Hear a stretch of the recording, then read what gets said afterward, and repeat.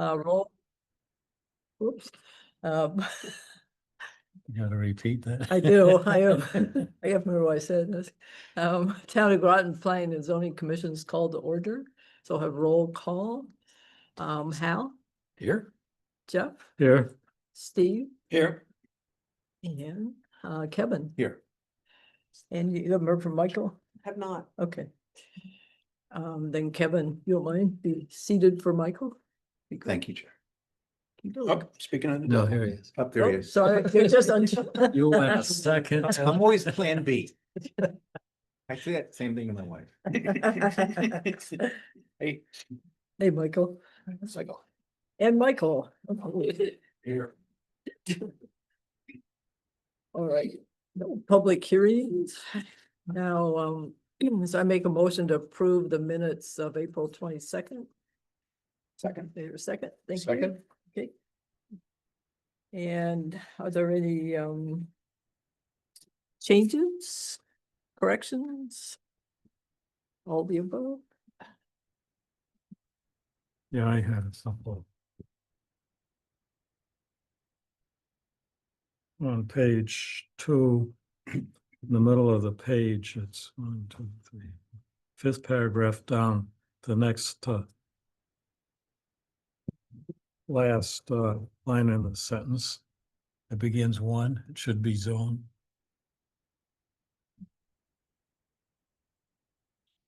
When the paragraph starts with staff noted. Okay. And see the next to last line. Yep. Yep. Oh. Okay, anything else? And yeah, on page 5, on the first paragraph at the top, and the next second, or I guess it's in the third to last line. It sentence that starts in 2016, an RFP was issued, right. should be issued. Yep.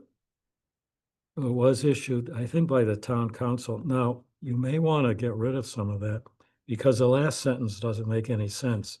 It says these plans, there is no reference to what the plan. We can And change that. should that really be in there at all? Because it almost implies the town council is taking action. It's our responsibility. Unless you wanted to say, It's up to you all. I mean, they did have a concept. no, I understand. No, I understand the intent, but to fix that the way it's written, I don't know what you want to say. These plans, it's not, you want to say or the response Exactly. to the RFP. We can, or we Or can. something. Sentence, whichever you best. Yeah, just so it makes sense to somebody that knows nothing about Yeah, we'll just what's take it. going Maybe you'll on. take it out because Take it's it. not, Take it out. it's nothing to do with our meeting. Yeah, I think we have a It's just consensus. history that was Right. Yeah, from staff. Yeah, that's the consensus. Okay, great. that's all I have. I had one, I think it's on page, maybe I'm wrong, on page 9. Page 9 of the handout. 9 on the, of the minutes. On Okay, page 7 got of the it. minute. Got it. And, I think Sue was not a member at that. She had used herself. And Yeah, that's right. Yep, yep, yep, That's right. yep, that is true. Very good. I was gonna bring that up too. I don't know who was seated. I didn't get Um, that far and see anything. I don't remember. I thought Kevin was, right?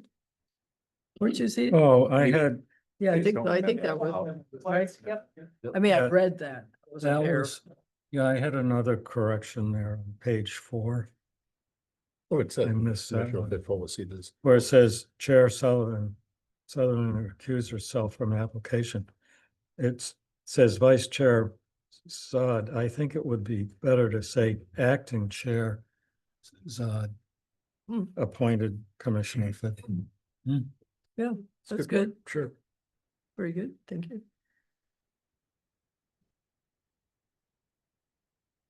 Okay, anything else?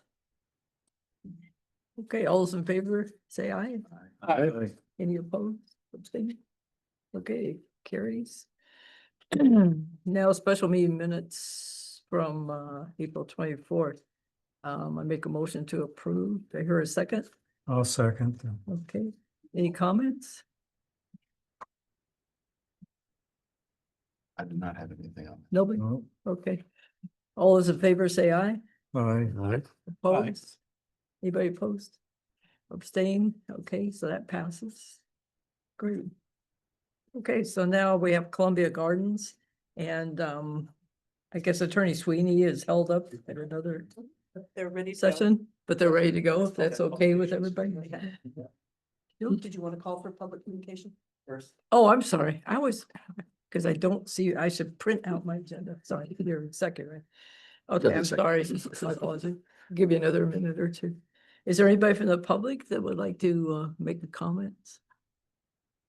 Or say anything? No hands? Okay, thank you very much. Hmm? Commission staff. Oh, okay. Do you want to do that now?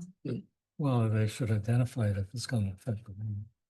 Sorry? If it's going to affect the meeting, you should have the ability to introduce, say something you received.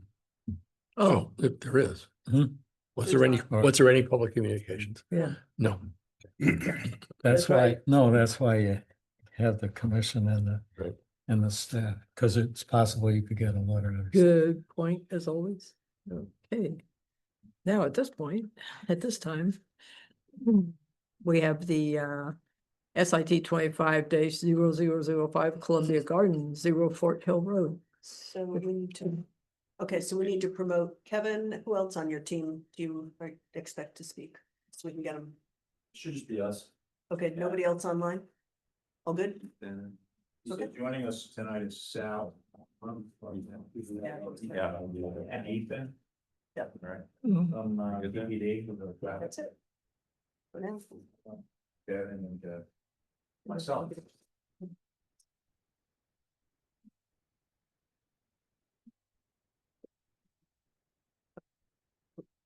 So. Oh, let me do it, yeah. Okay.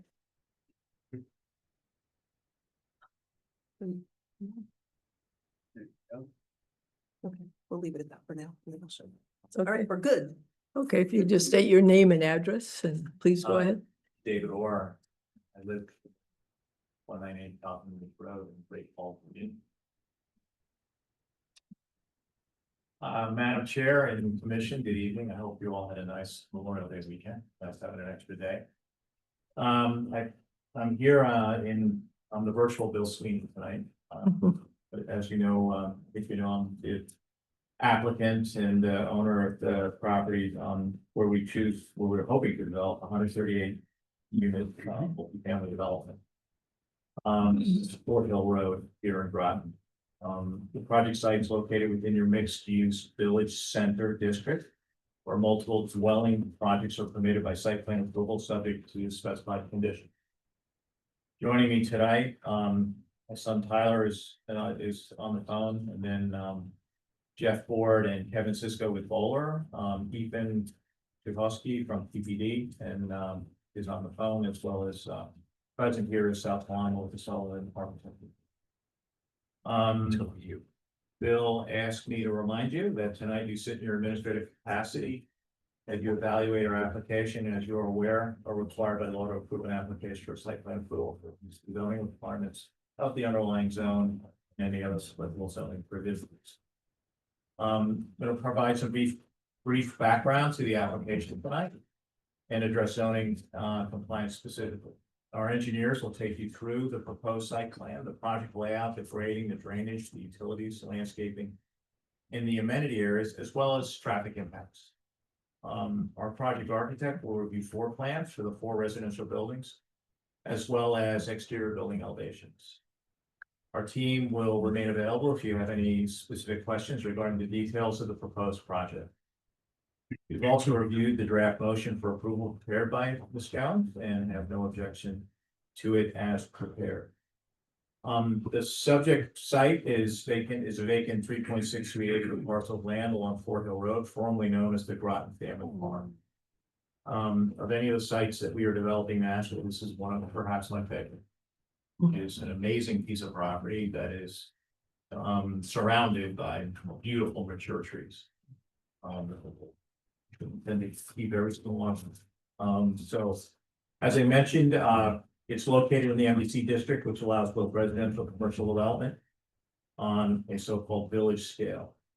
The MDC district is designed to encourage context-sensitive infill development, which is pedestrian friendly, but still able to accommodate significant vehicular traffic along major roadways. Development in this district must be oriented towards the existing streets with pedestrian amenities and public spaces, such as sidewalks, street trees, pedestrian scale lighting, and street furnishings, with the goal of creating placemaking subject to design standards and guidelines to emphasize these elements. Our Partners has put together a plan that honors this regulatory intent, adding to our existing portfolio of other projects that we're currently working on within the Groton community to serve the growing workforce in the region. Pleased to tell you, I went to Triton Square this evening and did a tour and saw their model. It's an exceptional execution, and they already have 40 units. It's went very well. You all should be very proud. The site plan we will present to you tonight depicts a community which consists of 4 3-story buildings encompassing 138 multiple family dwelling units oriented to public pedestrian spaces along Fort Hill Road.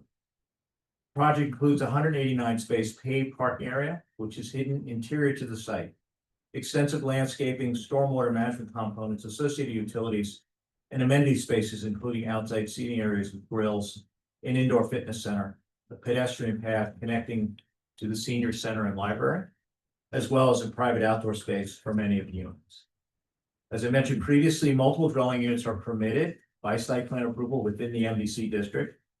And we have submitted a narrative with the application detailing compliance with not only the site plan objectives of section 9.5-4 and general multi-unit dwelling provisions of section 5.1-8.g, but also the specific design standards of the MDC outlined in section 3.3-2F. As you listen to our presentation tonight, you will hear specifically about the connections between our buildings to Fort Hill and to the public uses to the north. Pedestrian circulation throughout the site. Public spaces are created, carefully integrated parking design in tandem with landscaping and screening and lighting. And a building design that invokes village character, it was meant to do. This plan meets or exceeds the requirements of zoning regulations as they apply to the MDC and demonstrate compliance with all the specific design standards. In the interest of time, rather than reviewing each of these compliance issues with you in detail, I would urge you to review our narrative submitted with our application that provides detailed responses to each requirement. I'd be happy to review any of these in greater detail with you later tonight if necessary. At this time, I'd like to hand over the presentation to Jeff Board to present the site plan for the project. Thank you. Thanks, Dave. For the record, I'm Jeff Fitzgerald. My colleague, Sorry. Board is unavailable tonight, but I will do my best to substitute for him. With me is Kevin Cisco, project engineer. I'm a professional engineer with Polar. We're located at 65 LaSalle Road in West Hartford, Connecticut. I'm going to present basics of the site layout and master plan. Kevin's going to talk us through the drainage design and the phasing plan. But again, the site that David described, Fort Hill Road, the former family farm, vacant lot, adjacencies to the north, the Groton Public Library, which includes the fields as well. To the west is more family farm. To the east is the existing office building at the corner of Newtown Road and Fort Hill. And to the south, across Fort Hill Road, is the residential neighborhood. As David said, it's an existing field. It's kind of low-lying land surrounded by mature trees, especially between the north property line by the library.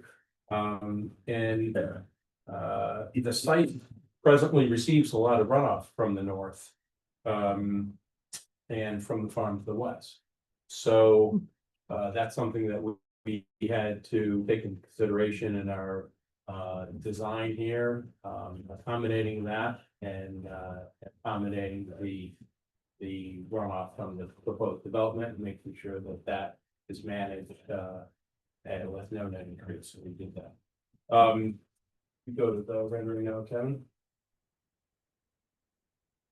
So this is the proposed plan. 4 3-story residential buildings are proposed. Building 1, 2, and 3, the 2 facing Fort Hill and the one on the left are 35 unit buildings. The one on the upper right is a 33 unit building. The couple fewer units because it has a fitness center as one of the amenities on the first floor. So a total of 138 units, as David had mentioned. We provide 189 parking spaces, meeting the requirements of the zoning code. Those spaces include the required number of ADA accessible spaces, as well as future electric vehicle spaces. And as part of the design, we included a row of compact spaces along the north to help buffer that edge, and we added just those spaces as compact spaces. The development plan also includes bicycle storage both inside the buildings and on the site.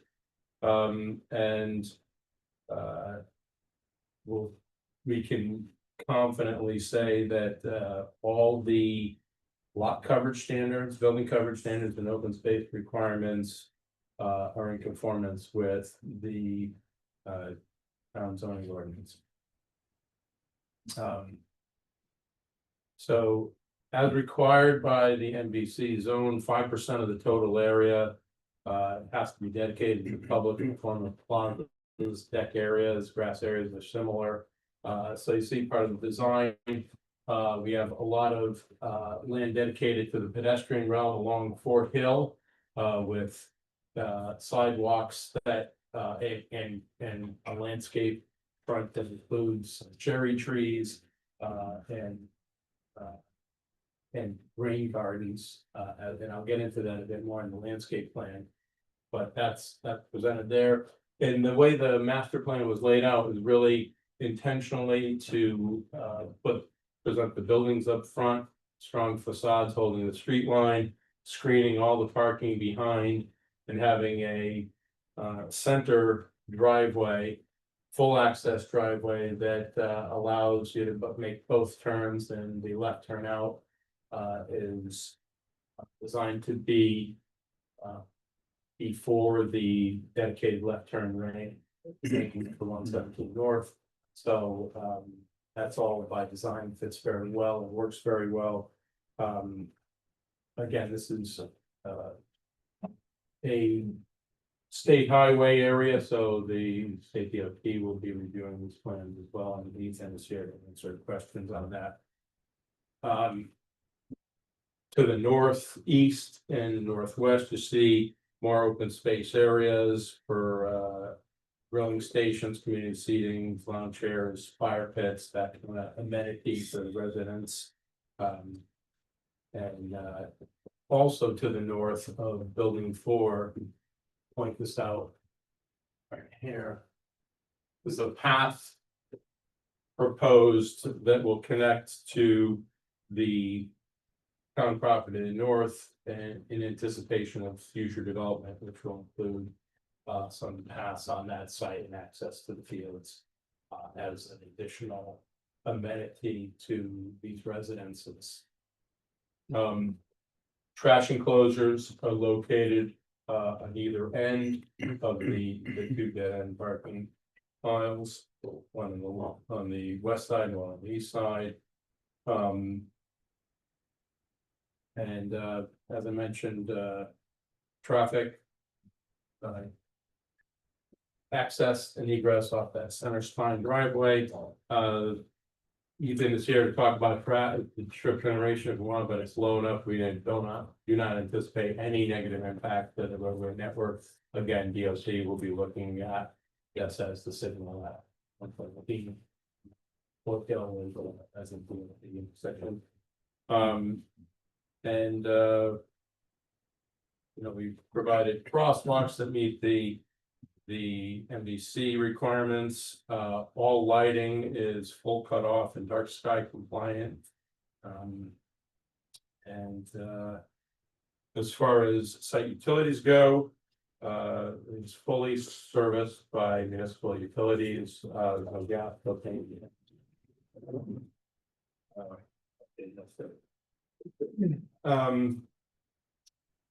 So moving on to landscape plan.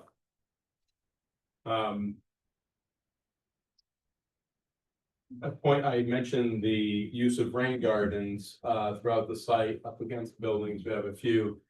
We decided to use the front ones, you can see the dark green alongside these sidewalks as teaching opportunities as well as stormwater management features. And the picture of the upper right is an example of what we intend to build along that frontage. And the intent is also to provide some educational signage, like in the below the picture there, that describes how a rain garden provides water quality as well as habitat for birds and butterflies and that sort of thing. Enhancing kind of the way someone using the sidewalk might take that opportunity to think about nature on their lawn. Let's see here. I think that's about it from my standpoint. I'm gonna hand it over to Kevin now to talk about the drainage and the phasing plans, and then we'll be available to answer your question. Kevin? So as Jeff mentioned, I'm Kevin Cisco, design engineer with Bel-Aire. As Jeff had mentioned with the existing conditions, this site's a bit unique in the sense that it's currently acting as its own infiltration basin in which there's currently no runoff flow in any of the design norms that we look at to meet with the water quality manual. So in order to maintain proposed flows at a net zero, essentially, we've had to incorporate multiple underground infiltration practices. And the bulk of that work is done from that large blue hatch there in the center of the parking lot. That's a 3-foot underground storm trap system. So essentially, in order to make this work, we've had to pick up the site about 3 feet. The bottom of the current site is around 15. The bottom of that storm trap system is sitting at 14. And the top of the pavement there is sitting at 18. And then, as you can see, everything's draining towards the center of that parking lot. So that storm trap system there has been sized to handle the flows from the parking lot as well as the roof runoffs for each building and the landscaped areas in the center there. And then, in order to maintain that zero runoff rate flows, we've had to incorporate additional infiltration practices along the perimeter of the site. And that's been done through the shaded blue rain gardens in the front that are handling the front landscaped areas. As well as this, there's 2 stone infiltration trenches. One on the northeast corner, which is handling essentially just that strip between the building and the property line.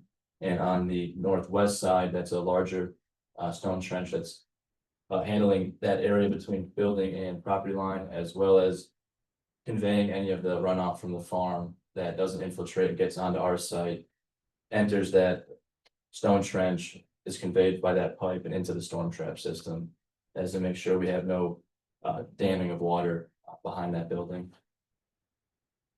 And then in case of say a flood storm event where that storm trap becomes full, the emergency outlet on that is the catch basin closest to the road. That grade is set lower than the rest of the catch basins on site.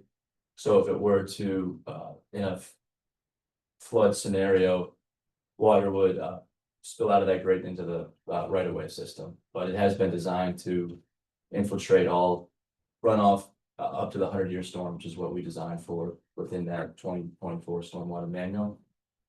And we've also coordinated with the geotech engineer was gone on site and confirmed that the infiltration rates are sufficient as well as groundwater separation from the bottom of the system also works. So we're handling water quality through the infiltration practices. And we're providing pre-treatment through the use of deep sump catch basins as well as hydrodynamic separators in the parking area before it's entering the storm trap system.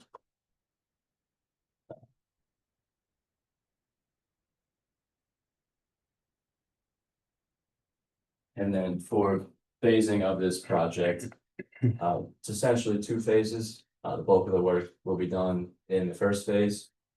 That is essentially the entire property as well as the right of way and small portions to the north and to the west, which we have some off-site grading with some temporary construction easements proposed to do that work. Phase one really consists of that town mandated pre-construction meeting as well as town staff to inspect the clearing limits. And then from there, we'll be setting up the perimeter erosion control measures. And you can see this was put together by the pre-construction team, showing the contractor parking, storage areas, spill containment areas. And phase one is all of your underground utilities, stormwater components, rough grading, bringing the site up, as well as starting the building foundations for each building. And phase one will be finished once the interior fit outs are completed for building 2 and building 4, which are the 2 east buildings on site. So once that's completed, we move on to phase 2, which is essentially the shorter of the 2 phases by quite a bit, and that one is just to essentially finish the interior fit out for the remaining 2 buildings on the west side. And so half the property will be fenced off under construction, and there'll still be residential circulation within the site. And so that's the plan for the phased construction. And then I'll turn it over to them. I just wanted to add a couple things on the storm trap. Concrete chambers, 3 feet high, large volume, highest quality, in my opinion, stormwater storage features and infiltration features that you can get. And with regard to the chance of flooding, if you look at a FEMA map, there is a zone X that enters the site, but in this case, that's the 0.2% chance of annual flooding, so that's the 500-year flood. And that's at the current elevation, which, as Kevin said, is like elevation 15, and we're gonna be up after construction up at 18, and the building footprints are on the side are 19.5 and 21. So there's really the system addresses all potential chances of flooding that could happen in the future. So pretty bulletproof. Turn it over to Sal, talk a bit about the buildings.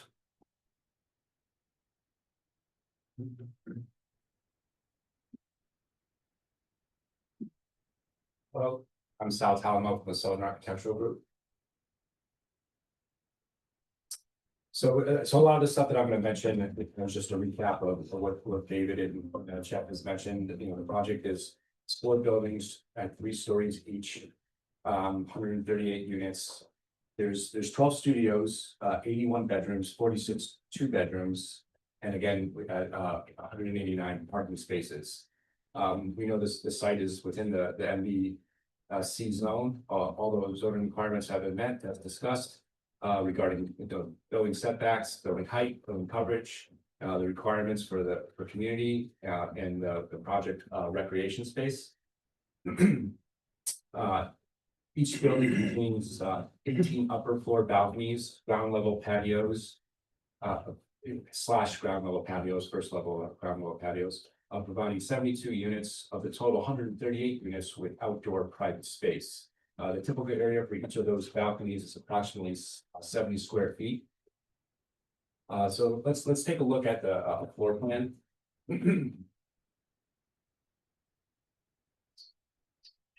Beautiful, yeah. Okay, So on the bottom is a first floor and that's the second floor. This is facing, this was on the ground level facing Fort Hill. This would be Fort Hill. This would be the back portion of the property. So one thing we'll mention is the town requires individual storage, laundry and private outdoor space. Each building has 18 storage bays, totaling 72 bays for each of the 138 units, providing at least 50% of the dwellings with at least 100 cubic feet of individual long-term storage. Every dwelling unit is provided with a closet with a stackable washer and dryer. So every building in the center here, there's 3 entrances, 1, 2, 3. Each entrance access 4 pods on 1 floor, and then, there's second floor and third floor. The center pod has a cell dedicated specifically to storage. So that's where the storage for the property will be. And I do want to mention in this particular plan, each of the entrances are closed off, but the 2 buildings facing Fort Hill, you could actually walk through the center portion. In that's aiding in the requirements of the MVC zone and the articulation of the front along the street. So if we go to, that's the second floor. It was sheet 801, 808.1, yeah. So this would be the 3rd floor, and then the roof. So the roof is a pitched roof with a flat roof in between, similar to Gold Star with the condensers up on the top, not seen by anyone.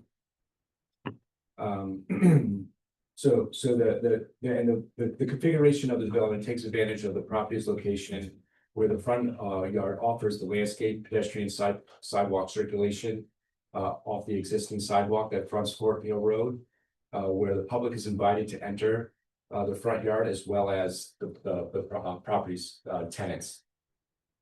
The project provides circulation into the 2 buildings that front the property. Can you go to the site plan? As well as access into the site leading to the adjacent properties. The site plan. Yeah, that's backwards.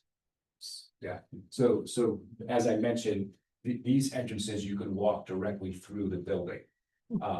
And so the way this was set up is to take advantage of that front yard requirement and engaging not only people walking by, they can turn in, sit down on the benches, but it also invites the tenants in.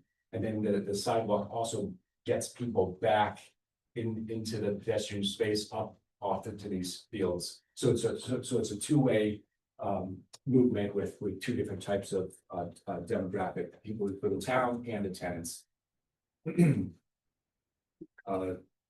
So 008.2.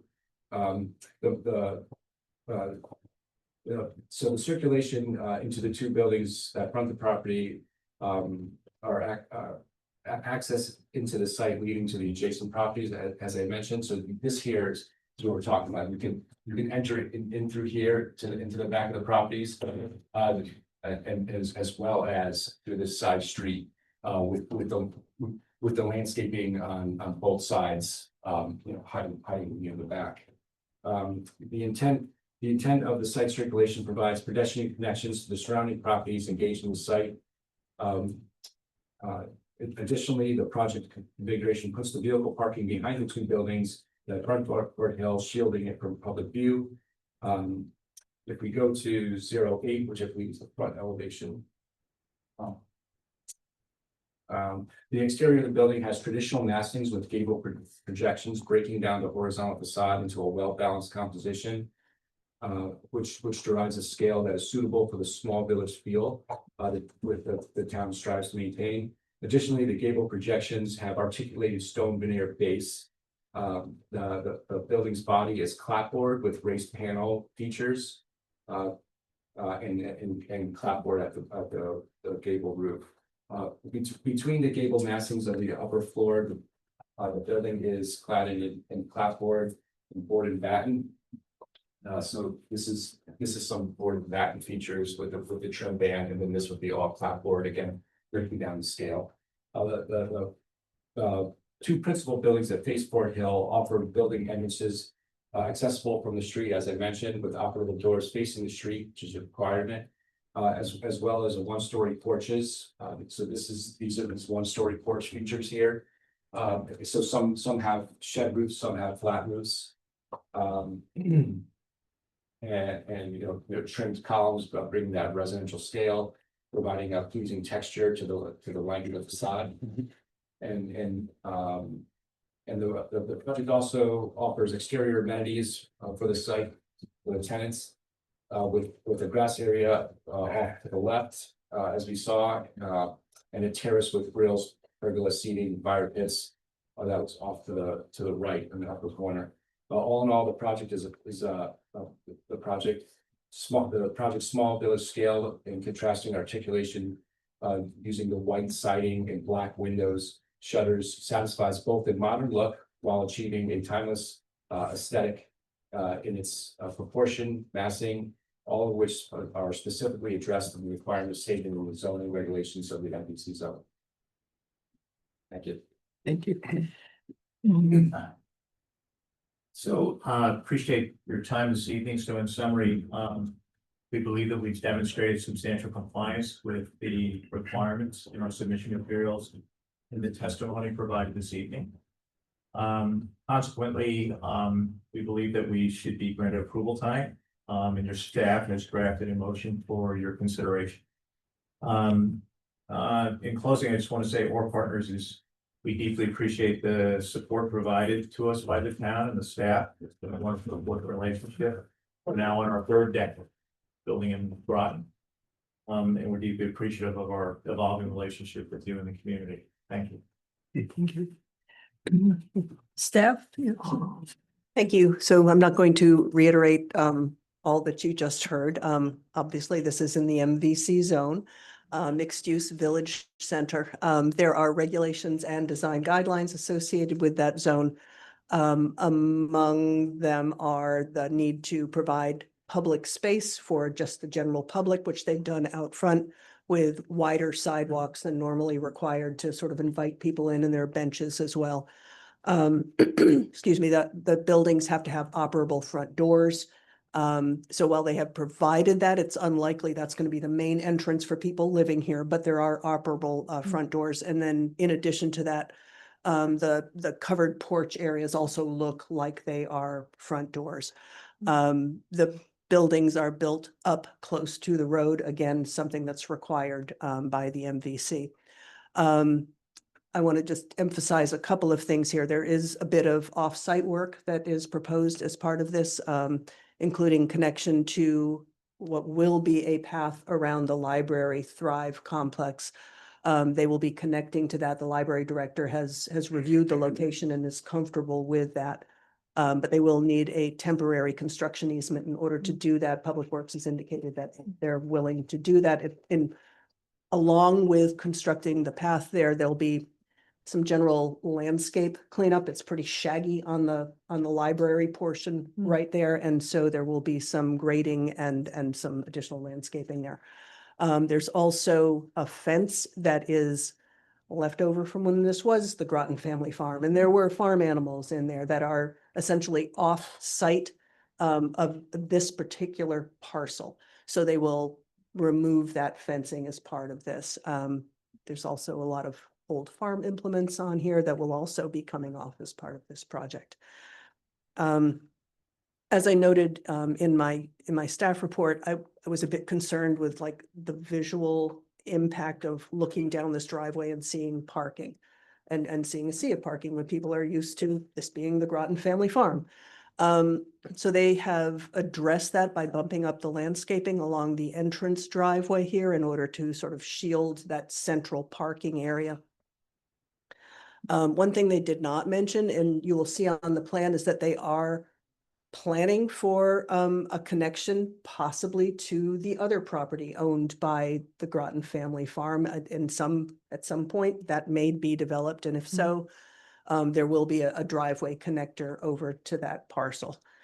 And I will say that they do meet both the requirements for the MVC zone as well as multi-unit development.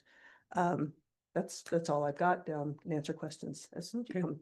Yeah, great, thank you. Okay, now it's time, I guess we can ask some questions, maybe start with you, Michael. I don't have too much. It's been fairly thorough, I'd say. Just the only thing that I'm wondering about is this elevation change that we're proposing. 3-foot elevation. That's what it is, 3-foot. So these infiltration trenches that are on the west, and then you spoke about those. Is that to pick up the water that's coming from the other properties so that they don't? Yeah, I can speak to that. The 3-foot elevation change is really only at the center of the site, where that's the deepest of the existing depression. The infiltration trench that you see on the perimeter there, that's really only they're essentially 3 to 4 foot deep by 3 feet wide stone, just to allow water to infiltrate rather than running off site to the. So it's to prevent water from going off-site, not from the other properties coming. I guess my concern is that by changing the elevation this way, is it gonna create flooding on the other properties? So the northwest one is actually conveying off-site runoff. This is Around the capturing building. runoff Yeah, that's what I coming thought I in heard here, you say. Heading this way, it's captured by these trenches and routed into the system. Gotcha. Yeah, that's Right what, now, it sits in the low depression. that's and there it's doing right that now. Yes. Yeah, So okay. this is basically making sure that all the runoff that comes this way and this way are captured in chain pipe. Okay, and the ones on the east side that I'm, That's just collecting on site. That the parking lot right to the east off site, that's not draining onto our site. okay, So that's really just there to capture. This building sits a little bit higher than that grade, so as little lawn runs off and capture that. and that's just infiltrating right into the ground right there. Okay, all right. I don't have any other questions. If you can just state your names again too, it helps us, we're doing the minutes. Kevin Cisco with Bowling. Thanks, Jeff Fitzgerald. thank you very much. Okay, Al? Okay. Few little detail-y things. One, great job, looks terrific. So the fence is going to be gone. And I noticed you've got the connection to the path. I'm familiar with the path plans for around I hope they do it sometime, but it's already, we've all seen the path plan going around the library. But you've got kind of a squirrely thing kind of going off and around to the side. Well, first, why is it doing that instead of kind of going more directly? The connection is coming off on the right-hand corner and then it goes around and then curves back to get onto it. How did that happen? Yeah, so 2 things are going on there. One is the existing slope or proposed slope of that path. Keep that ADA compliant there. We've had to add additional length to it, which is why it's starting at the sidewalk connection there. And the second piece is the library director, I believe, had spoken, originally was connecting pretty much straight as you suggested there. There's an emergency exit, which you can kind of see is this square here, a rectangle here. Okay.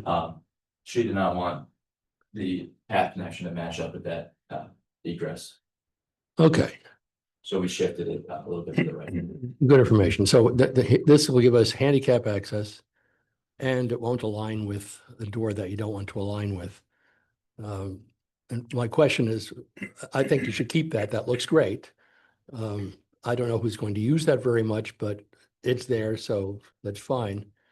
But I also saw the opportunity, especially if the fence is gone, to have one on the left side aligning with the existing sidewalk on the right side of the parking lot that's back there. I just took a look at that. And if you already have handicap access, then you don't even need to make it handicap accessible. If not making it a path, then at least to clear it to see if anyone uses it and use that campus planning kind of thing is, if people use it, then you pave it. A good point. We actually had 2 connections in the original plans. An additional comment from the library was to only have 1 connection to the path. So that's why we only have the one in the northeast corner. Why did the library only want 1 connection to the path? She was, in particular, the one on the west side, she was concerned that that would essentially become overflow parking for this development. And didn't. Is that a bad thing? Well, she thought it was, yes. We feel that we provided parking for that. I think you're probably okay, but it's true. If three people have a big party, then you're out of parking. That's kind of the way this would work, but that's the way these do work.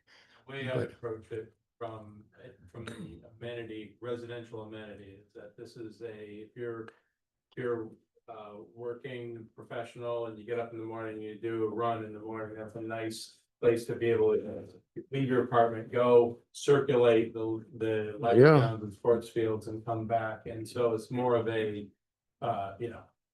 it's not meant to be for convenience for overflow parking, but really to be a meandering, recreational path. Oh, I get that. Where it's located, you kind of have to know that it's there. And the That- idea is that residents would know it's there. It's intended to be, Would they? Okay. I think they would forget quickly. So unless there's there's signage or something, I don't think it's in the corner of a parking Well, lot it's that in people in the front right. won't even see. of the primary outdoor space. Yeah. Jeff is straight from Bel-Aire. Yeah. This was outdoor grilling and seating, danglers, and then we have this path that comes down here and goes Right, up into yeah. the woods next to this network. So, really just an elaboration on outdoor amenity spaces and being able to take advantage of a property owned by the town that. Okay. No, well, I agree with Rep completely. And now I see I'm doing battle with someone who's not here. And I don't know how to approach that. So I'd like to kind of keep that on the table of possibly putting another connection and revisiting with the library to see Right. if whoever answered for the library has the town's interest in best mind, as And- opposed to just her own opinion on it. And, well, it was the library director, but we will also revisit that if indeed the property to the west Mhm. is developed and connected. Oh, absolutely. So absolutely. Yeah, Yep. okay. And if, if a path just starts to form because people are walking over there, Well, well, that's why, then there we are. because it is kind of rugged, and once you clean it up, Right. maybe it'll start to show that way, because it's right there. And if one of the things we want to do is make things acceptable and everything else, then just putting in something that's intended to be inconvenient is not what we want to be a part of. Okay. So, let's see. You have two enormous trees on the right-hand side. I don't know if those are indicated correctly there, but it looks like you're going to build right over their drip lines. What's the plan for those? Because, Yeah, These are, these two yeah, trees right here, we're right up to the edge of it and maybe just slightly there, but from arborist standpoint, if you maintain 75% of the circle of the okay. drip line, the tree should be fine. So that was the consideration there. So we're disturbing less than 10 of that. Oh, I didn't think you'd kill the tree, but I think you'd kill a section of the tree, and I just wondered if that was taken under consideration. And that's we have the location of the stem precisely located, but the actual branches. Okay. That's a pretty generous, that's a nice 50-foot alopecia. You've got the one trash enclosure on the left-hand side. What happens when that driveway goes through? Where's the trash enclosure planned to go then? The enclosure is basically tucked in this corner here, so it'd be accessible. Oh, okay, that's just a concrete pad like that I'm looking at? Yes. Ah, okay, very good. And in the front, right now, I think it's just an asphalt curb along there, and you guys are putting in a concrete curb? That's the way it looks like it on the plan.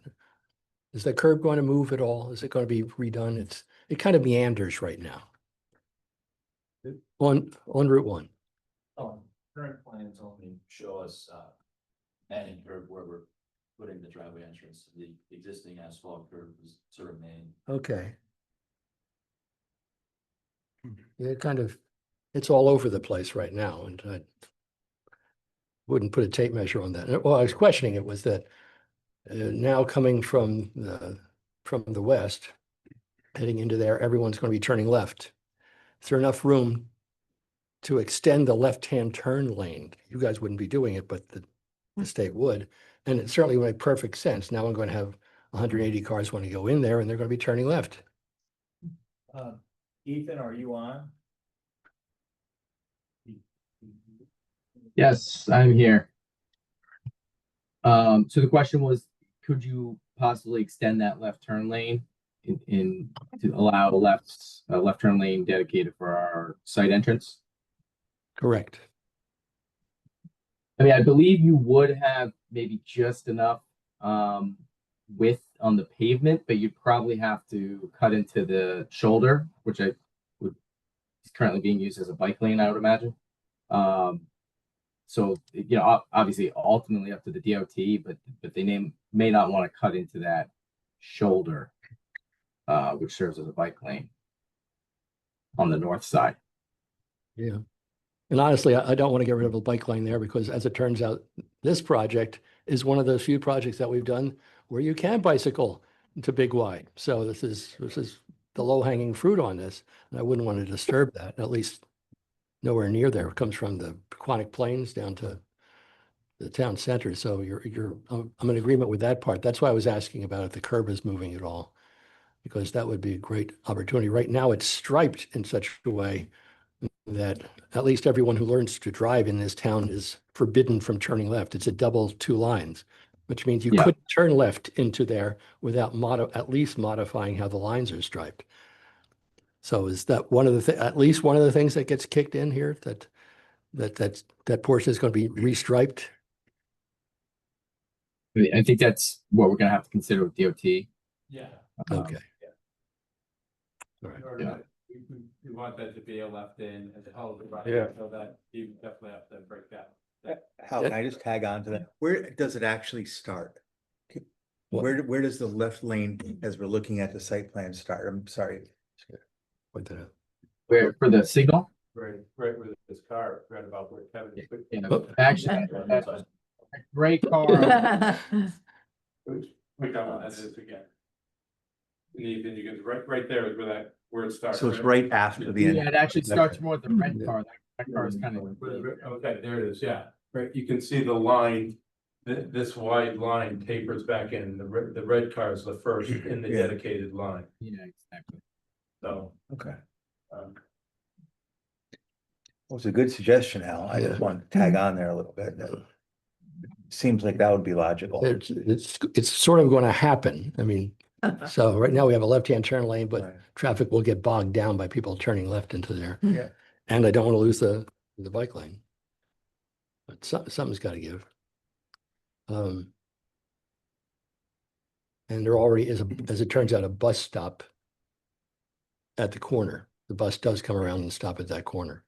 Essentially, if the DOT thinks that if the numbers show that we need more dedicated left turn lane to not disturb the traffic flows left, we look at having to take a little bit more of the right of way on this side to widen. For this paper to start sooner, so you have stacking for 3 cars or 3 Right. cars, whatever is important there. On the opposite side of the street, isn't that a great big wide asphalt, or does that not extend that far? It doesn't extend a ton. It starts to open up there for the right turn lane. Well, for the as you get closer to the signal, it starts to open up. But there isn't a bike lane going that direction on the south side. On the south side, that's a multi-use trail there. So we don't need extra space on the south side. Yeah, there's also some utilities close to the curb line that maybe go back to. Okay. Just say that we'll commit to doing the striping and getting a dedicated left turn lane. If it can, yes, and it can, that's what we're saying. I think it can squeeze to the south because you don't need the bike lane on that side. No, yeah, Right, it's in the best interest of the project to have a dedicated left. In the town. in the town. Yep. We all agree on that. Definitely work with it. All right, thank you. That's it for me. Okay, thanks, Al. Jeff? Do you want to recognize? Sorry? Oh, yes, at this point, it should be in the minutes, actually, that Lauren has joined us. Yeah, I walked in at 7:14. Thank you, Lauren, appreciate it. And I thought that was, thanks for waiting a minute. Okay, Joe? I just had a couple issues. Is there an emergency vehicle entrance to this project? Separate one?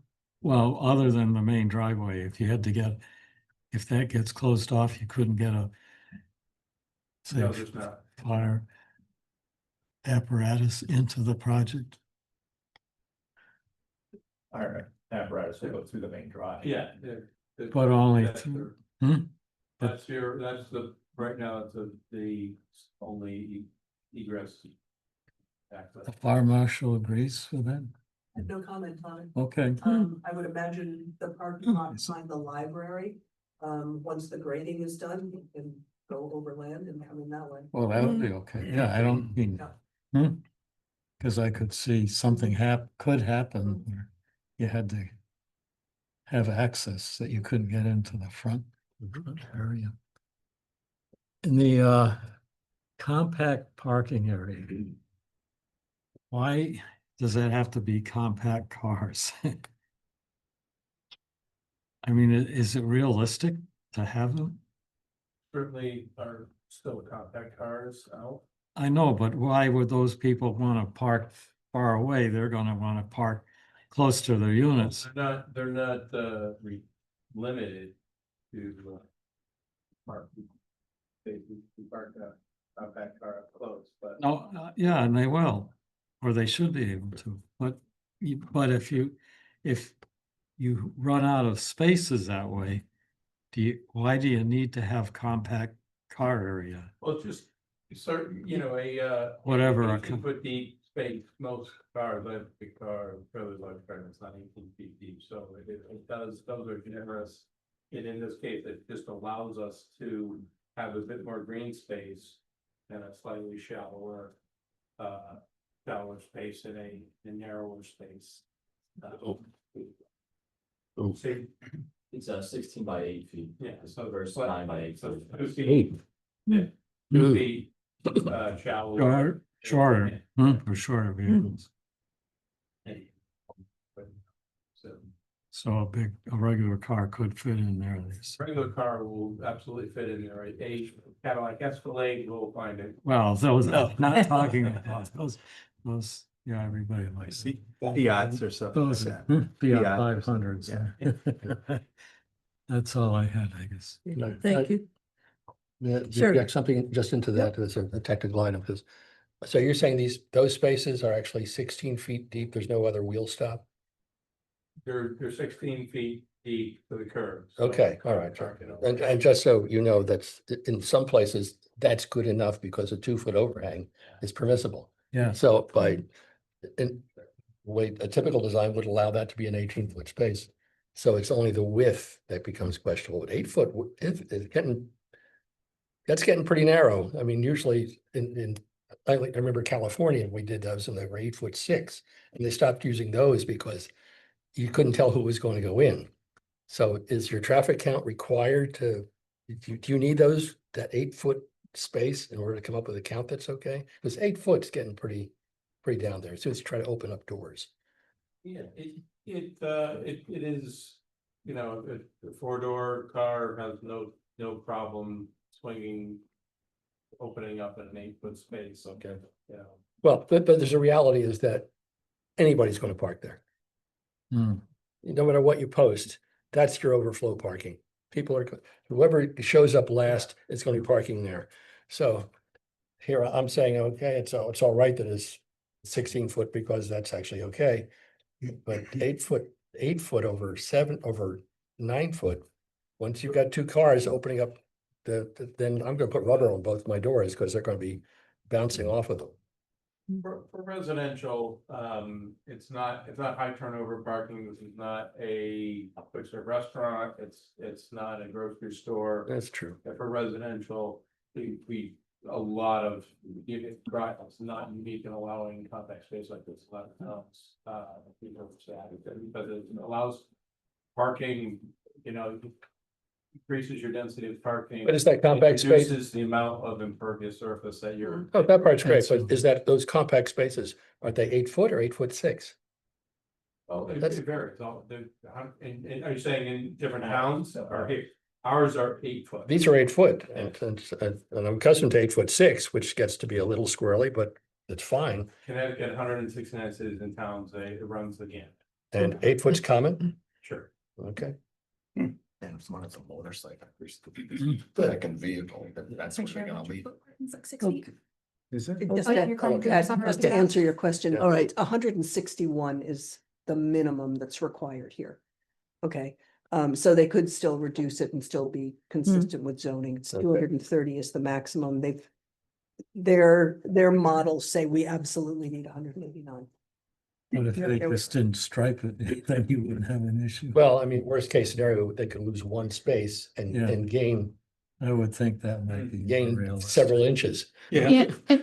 And avoid all the signage, If- the compact only and all that stuff. Gaining 8.5 foot space. Correct. Yeah, it could. Okay, so sorry, but just because you slipped a question in there and I wanted to hear the answer and I'm not sure we heard it. Are all of the 189 spaces 8 feet wide? No. It's only the compact spaces. Okay. How wide are the rest of the spaces? 9 foot 9 foot. wide. Okay, thank you. Okay, Steve. Could you point out where the EV chargers are? These here. And. stuff. Okay. Wait, And are those level 2, class 2? I always get those. Class 2, I'm not sure. Yeah, Level, level 2. level 2. level two. Yeah, because we had it, if they're not, we have to have it wired, so it could be. No, these are the spaces that actually have the chargers. They also have the make-ready spaces, but these The are level 2 make-ready. chargers, right? Okay, all right. Your infiltration in the middle, is it maintenance required on that? Yeah, they're set up to be cleaned out if the people are applying sand to it, it can be opened up and vacuumed out. If necessary, it's basically, we have catch basins with deep sumps, that capture much of, and put it out with cement and to capture as much of the sediment. That would get into there to minimize, but, and they should be inspected annually, and if they need to be cleaned out, they can be vacuumed out. And is that something, the property does that? Yes. Correct. Okay. Yeah, there were other questions regarding parking and cut throughs and fire trucks that all got answered, so. I think, yeah, I think that's it for me. Okay, thanks. Kevin? Sure. So my questions are on building 1 and 2 and on the first floor where you have the porches, right?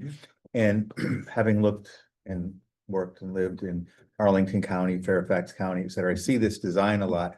But the difference appears to be, and I'm not sure it's an MVC type of requirement, there's always a little bit of a security gate or fence in front of that. But I don't see that in this design.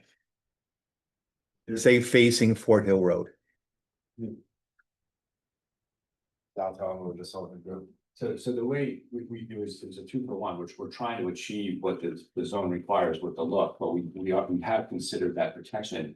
The pathway only goes to the front. Right. So there's landscaping in front of the 2 porches that go off that path. That's your gate essentially. Right. And How about the one on the end there? there's no gate here, but there's a good distance of Yeah, lawn. okay.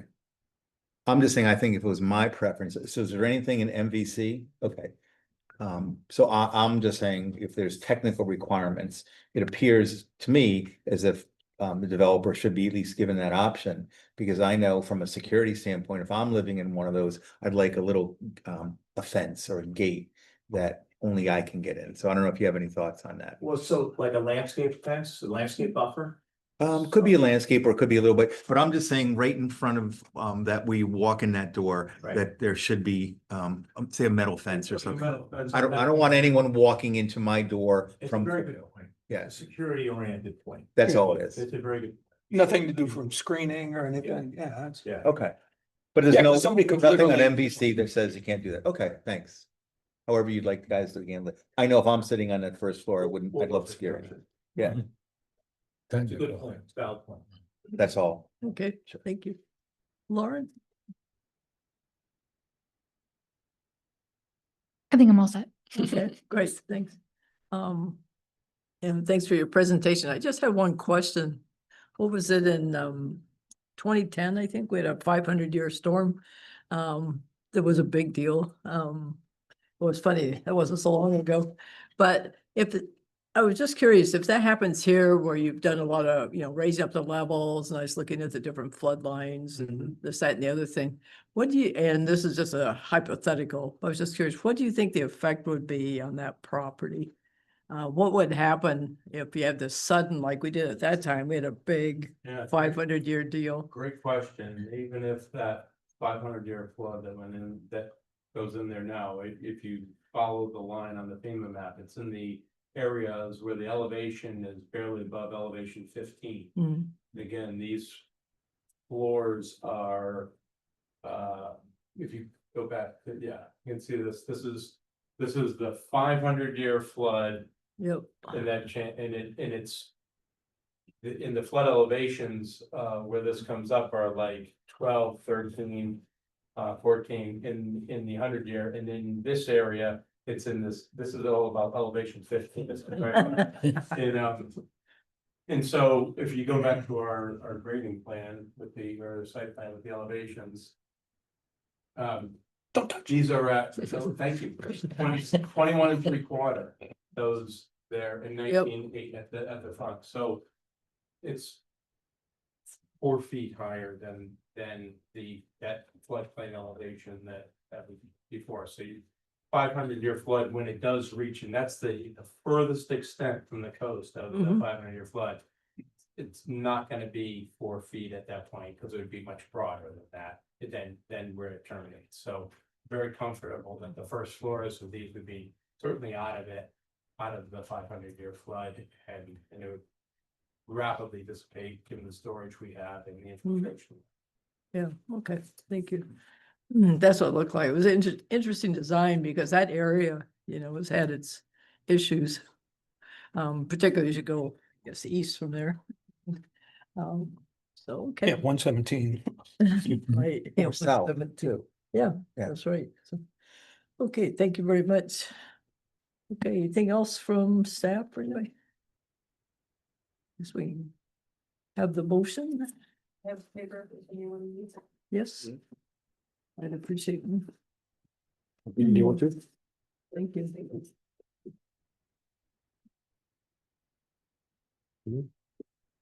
Anybody else?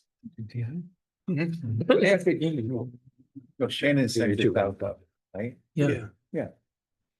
Thank you. They printed As you've said, you've seen the motion and you're okay with it. Okay, thank you.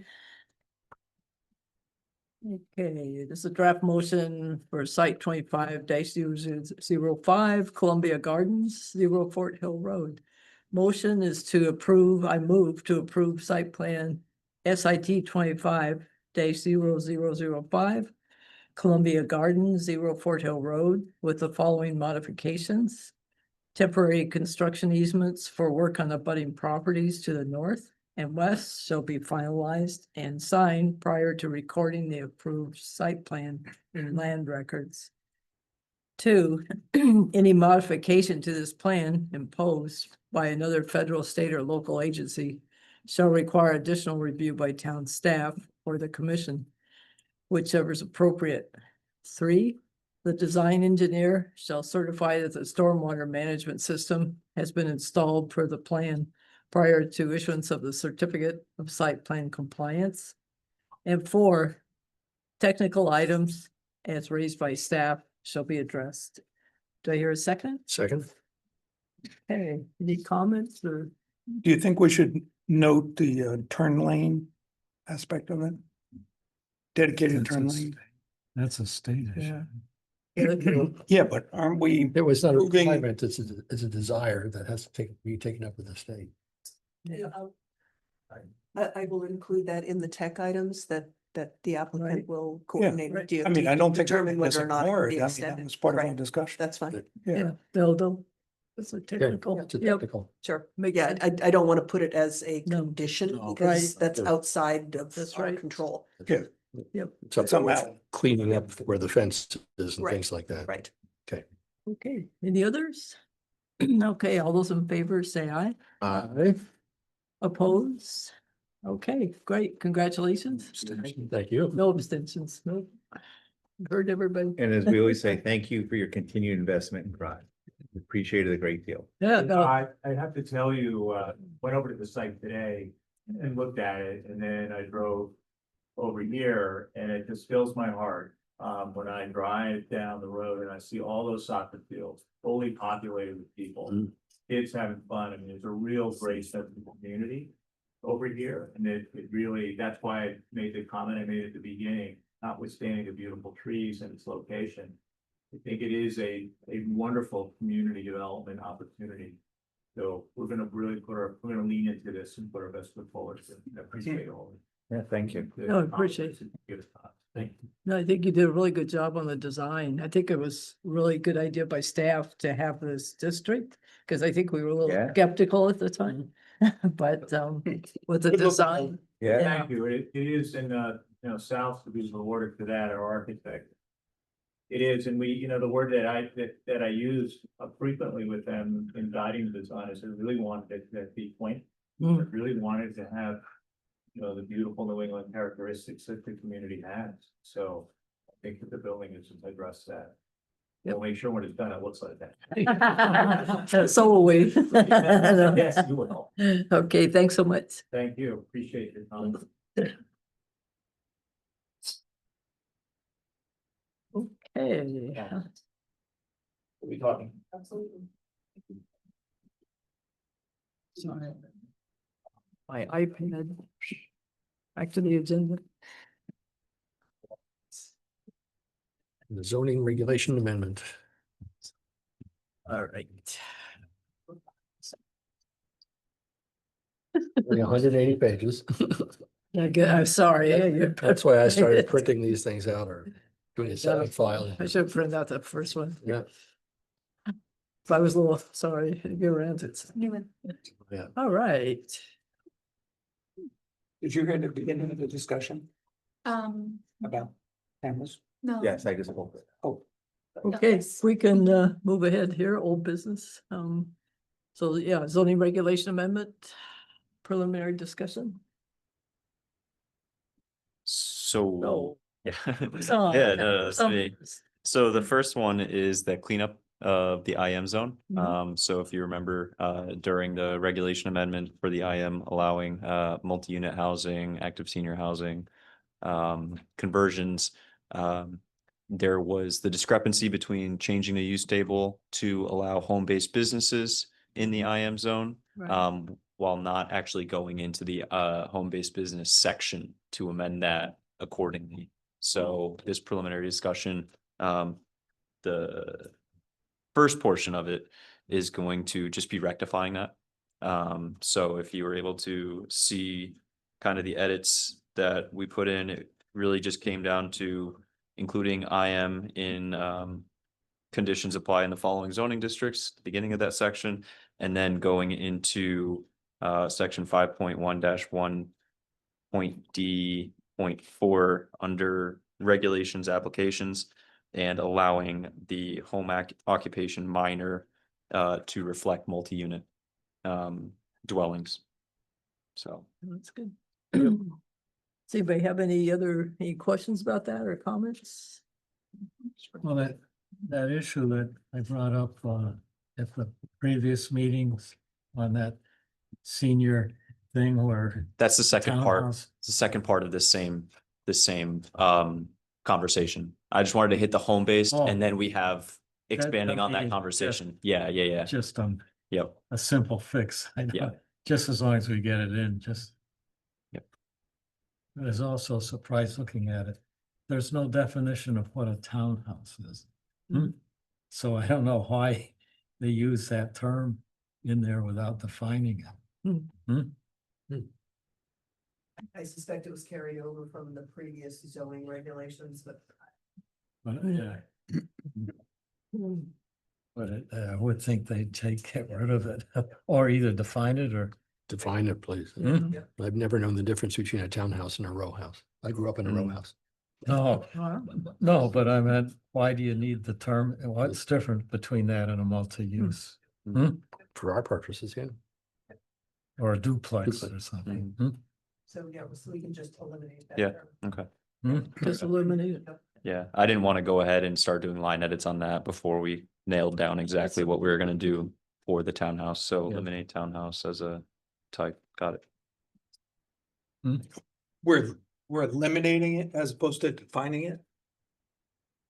That, Well, I is that the don't- consensus? It's used somewhere. I don't think we do It that, comes do we? under, What's that? I'm still struggling with Hal's comment about it's the same as a row house as a town. Row Because to me, a row house was always Philadelphia, okay? thank you. It's just a That's what term. mine It's was, true. but yeah, that's what. Yeah, called it is. But it's.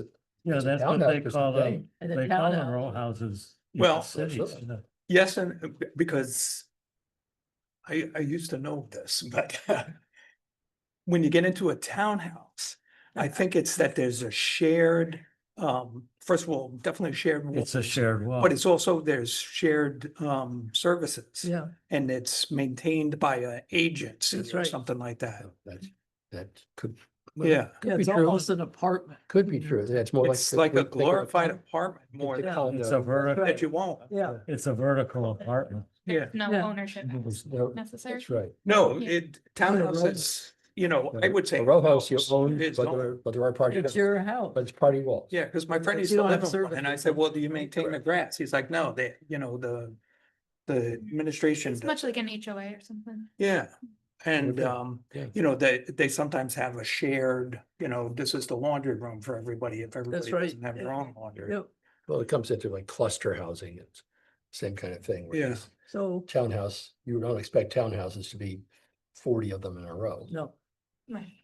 Right, okay, so we can eliminate townhouse, okay, and replace it with multi-unit. And the reason I'm saying that is that in parentheses after townhouse, it, in certain zones, it maxes it out at 3 units. In others, it maxes it out at 4 units combined. Yeah, If you, yeah. Yeah. Yeah, so we'll just replace it with the generic multi-unit that is defined, and then leave the parentheses that say how many units can be attached. Yeah, can you go and search the whole document and see if townhouse is used anywhere else? We will do that. Okay, And that's maybe pretty consistent. since we're just noticing it there, we'll take another look at how many can be attached because maybe 6 is a good number and maybe 8 is a good number. Yeah. Because I think exactly. you mean, pointed this out is before for- that the sub-base housing isn't addressed. Right, because- but this is specifically for active senior communities. Okay, but still- So does it matter that there should only be 3 units attached? I don't think it You makes care. any difference. does How it? about the one that's on Allen Street? Those are a lot of units attached. I just don't remember the zoning designation that those It were. was before my time. Yeah, yeah, Mhm. yeah. Anyway, The okay, row great, houses. we're going to. They are, they're flat. Can I just follow up? So there was still the appetite to keep it as a max 4 units under the multi-unit in that section, right? Or are we striking, right? I don't think I'm okay with keeping it. I don't know how that came about. So this is a history before me. Okay. And I think it might also be a leftover. It was probably a leftover. It's a by leftover. Eileen Page. That's your point, it could be more than 4 units. right? Absolutely. Absolutely. Yeah, Yeah. oh, Yeah. we have words in there about massing, you know, you don't want, Scale. Yeah. you know, 20 of those things in a row without some break. Yeah. So I think it was the, you know, a massing issue. Simple So, things, but home-based looked business. good, you That's know, fine. 4 or 5 Yeah. Good with units that? and Okay. Another building. Break. Okay, that was easy. Yeah, that's good. So next one, electric. Okay, all right. So I'm You can get a charge. doing this one too. So this one's gonna require a little bit more background. So since I've started, the EV charging section has been somewhat confusing to developers. Oftentimes we're having to go back and elaborate on what our expectations are with regards to active chargers versus make ready, what that math looks like. sometimes there's conflation between 25% as a total number, so they'll provide 25%, or they won't provide the 15% additional make ready. So initially, this was just to clarify the language around requirements for EV chargers. However, as we began having more internal conversations about this, we realized that building code IBC required 5% or 1 whenever you're adding in EV chargers, right? 5% or 1 is required to be an accessible EV charger. So just for consistency's sake, adding that into the regulations so developers or applicants know what to expect. And then, and Dave can jump in if he needs to, addressing EV chargers in the flood zone. Right. We're not finding a lot of guidance around this. I think you might remember 3 Gravels application. They wanted to voluntarily put an EV charger, and we kind of pressed the brakes a little bit on that because we just don't really find guidance as to, what our best practices for EV chargers and specifically level 2 chargers in the flood zone, and what, an inundation event could do to the charger, due to a car connected to the charger, any kind of infrastructure implications there. And I think we did find maybe some other places that were citing EV charging in areas that were more frequently trafficked, say for outside of those flood zones, things like that. So I can go through. I also did, when I did look at the accessible EV charging, you'll see in the packet, there's that access board's design recommendations, that long document that probably didn't appreciate. I included it because I cited it in the regs, in the proposed regs, as something that an applicant can refer back to without us being overly prescriptive. They can refer to that for the best design guidelines.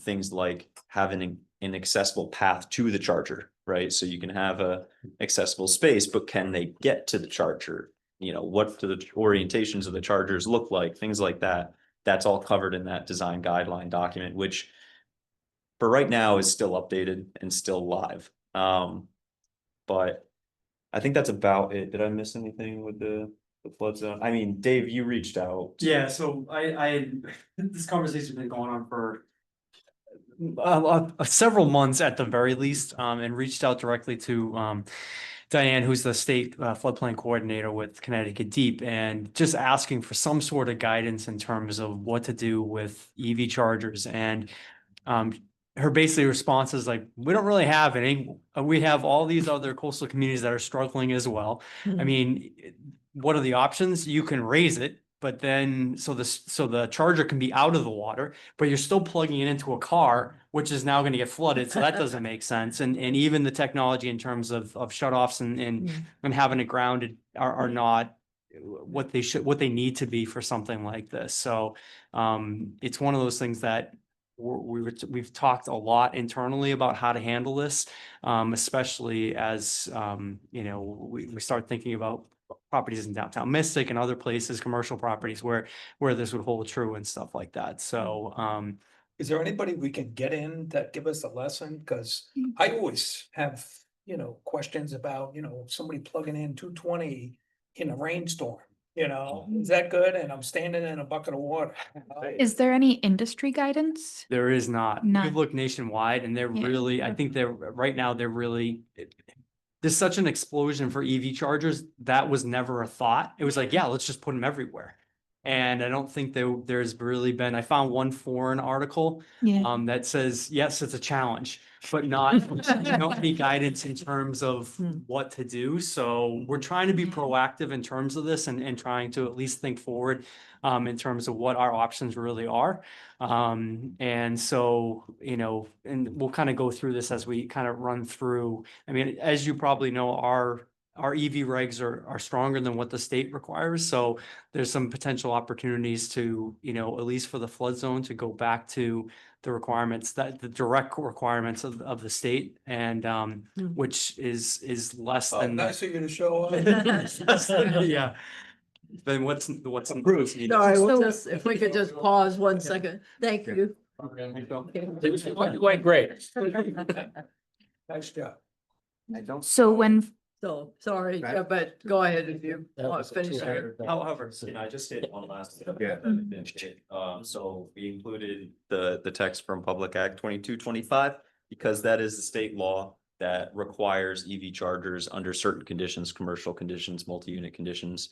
This wouldn't supersede that, right? So the state's legislation, it does not address chargers in the flood zone. So we can't override that, right? So that will still be a lingering issue you can write to your legislators about. I don't know. But I just wanted to point that out, and we included that bill text just so you're aware that it might not be as plausible or as possible for there to be development opportunities that would trigger our EV charging requirements in those flood zones, but it's still a possibility. And we don't really have any wiggle room there. Right, so, I mean, you consider how many parking lots might be constructed or currently exist that have more than 30 stalls that are also in the flood zone, Mhm. right? It's the Mystic Art Association, Mystic Mhm. Museum of Art, Yeah. but on their property, if they ever do some sort of project that requires the EV, they do have a section that's out of the A zone. Right. So we would just push them to there and they would, Mhm. it would work.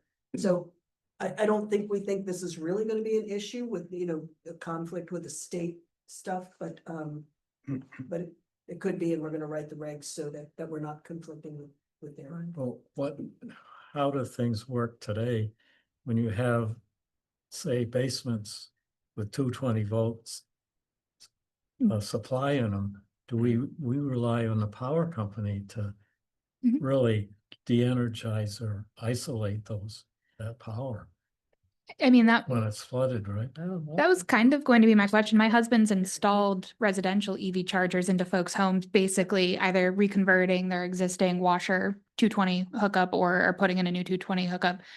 And it basically relies on just keeping it elevated enough, right? When it's in in an area that could be getting wet. But I mean, that's residential.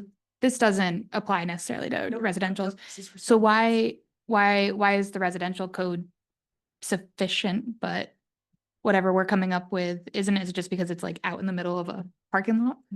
We're not, So, I'm not even sure it is sufficient. I Sure. think it's just stuff that was never considered. Right. So, Yeah. because. But that's not the code, this section of the code. No. Yeah. Yeah, we don't have Just power thinking. over, individual homeowners installing them. But if we do have requirements for EV chargers, I think the argument is we need to be pragmatic about, Right. where it makes sense versus it's just a requirement because it's a requirement, but we're actually, we could be inadvertently causing health and safety issues Yeah. or power grid issues. I don't know. I Yeah. think the assumption might be that in residential, your ground fault interrupt will take care of it because whenever Yeah. it rains, it takes care of my house. So Yeah. the parking lot ones, do you know if they have like a GFI equivalent? Say one. I said, do the parking lot, superchargers, whatever you wanna call them, have a GFI equivalent? Yeah, I'm sure it's got a ground. Going back to my, No. I'm standing in a bucket of water, Right, plugging yeah. in, in a rainstorm. So put it this way. Graphics. So, yes, the Think that plug covers it. itself could be protected, right? But if it's attached to the car, there's no way for that connection. So so you take that plug-in outlet and it's elevated, but it's still plugged into the car and you decide there's a flood coming and you decide not to move your car. Well, it's still gonna be activated by then.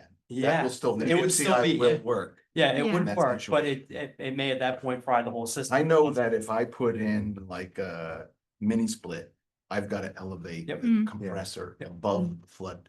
Yes. Like, you gotta put it on a bracket, you gotta mount it on the side of the Are we house. saying that I say we EVs don't have use like car and try it. factored? We don't know enough about that, but But I mean, Yeah. that's what you're talking about, Another right? year was the Okay. day before it's all full. And I also know that in my house, the electric charger is connected to GFCI. Yeah. And so It is, it is connected to GFCI, so it's a 220 GF. protected. Yeah. Mine is only 110. Okay. But the two, I mean, I imagine it's just another, you could put it in the circuit breaker in the, Just gotta jump in the fray. Okay. panel or, No raising. you know, at the unit, and then that plug that plugs into the car. If it got wet, it's gonna trip that breaker. Instantly. It's gonna Yeah. protect it. The car is protected. That's duly noted. The other aspect, and I'm just, sorry to interrupt, I just want to say it before I forget. The applicants have been sequestering all their EV parking to one or two areas, right? So it's not just that there's an EV charger in the flood zone, it's that there are 5 to 10, right? All right, one right next to each other. I don't know what that compounding issue could cause. Right. But for right now, that's what applicants have been doing, right? It's just all right there, couple accessible ones here and there. Well, it makes sense. I mean, from an installation point Ye- of view, yeah, you're running yeah, your yeah, wires, right? You just Yep, run yep. more. Kevin is biting at the bit. Kevin is Kevin is biting. biting at the bit. I'd So like am Kevin I. to say something. So now. I'd like to just go back to So kind am of I. the mission of where we started. Is there any confusion or developers that feel they've been prevented from development based on, we don't have this answer? Okay. No, I think it's more That- related to the transformer Yes. Yeah. coordination with Groton Utilities. Oh. Where there's a long lead time and they gotta Uh-huh. size the transformers correctly, and some of the considerations around having a spot for a transformer for when make readies come online and some of that, but There's been no death, right? no. Okay, good. but No before there exploding is. Teslas? Good job. Well, Not from the Yeah, EVs. but I'm on gravel street. Right, you got So fried this- fish. but- Suggested. Yeah, no, I got suggested. it. I got it. Yes. Yeah. I mean, I I don't don't know why somebody doesn't just, I mean, would seem to me that they would be protected by a GFCI Hmm. breaker in that situation. It's gonna, Well, it's if good it to got be, wet, if it got flooded, off. I think it's good to be. But it could cautious. also just- I think that's the right strategy. That's residential. That's right. One question. In reading that most illuminating document at the end there, You read it. when it came to accessible use of EVs, that blew my mind. I couldn't figure out how it was gonna work, especially the ones that were parking sideways. And then you get rid of the curb and this and that. I was just wondering, sometime when it's appropriate, it'd be good to see how that's really gonna work. I just, And the other you know, complicated, especially with the other stalls, and this person has a certain stripes and these two are smushed together, but they're both EVs.